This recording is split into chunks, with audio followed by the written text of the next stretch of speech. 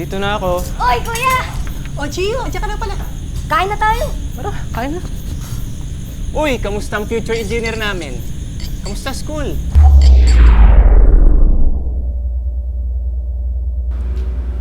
Okay lang. Pero... Hindi eh. Naalala ko lang yung nakapangako ko sa inyo eh. Paano kung hindi ako makapagtapos? Paano kung pagkatapos ko graduate, wala akong mahanap na trabaho? Ha? Pa? Natatakot ako.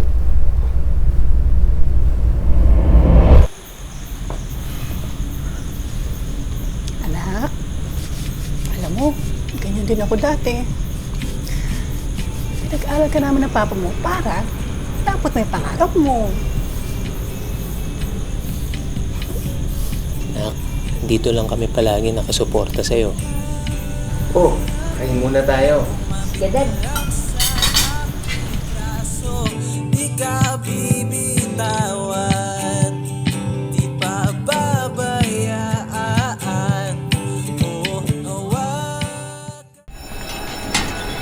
Uy bro, kamusta? Ano bro? Tara, lumbahan. Ay, Mark, Yes ma'am. kanina ko kasi napapansin na parang tahimik ka sa klase lately. Kamusta ka? Real talk po ba, ma'am? Hindi po ako okay. Ramdam ko eh. Yung tinginan, yung tawanan. Kagaya nito, may bagong post na naman. Kailan ba nila ako tatantanan? Kasi ma'am, pagod na ako, ma'am. Hindi ko alam kung sino pwede kong takbuhan. Alam ko mahirap pero hindi ka nag-iisa. Sabi ko naman sa'yo, dito lang kami pag kailangan mo kausap. Pag may kailangan ha, I'm here. Thank you po. Kamusta naman ang mga study? Okay naman. Lang sa aking braso, di ka bibitawan, di pababayaan. Hi, kanina pa ba? Sorry kaipit ako sa klase. Hindi, kakarating lang din. Papahinga lang konti. Agnes, are you okay? Am I okay? Honestly, I'm not sure if I'm still okay.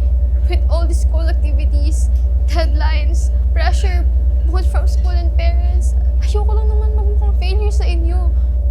Nawawalan na ako ng gana mag-aral. Hindi ko na alam kung hanggang kailan ko pa ito kakayanin. Pero kasi I need help. I want help.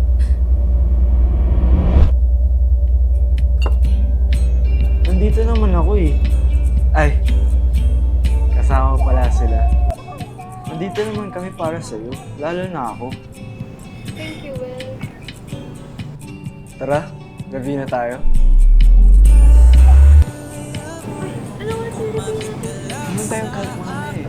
Braso, di ka bibitawan.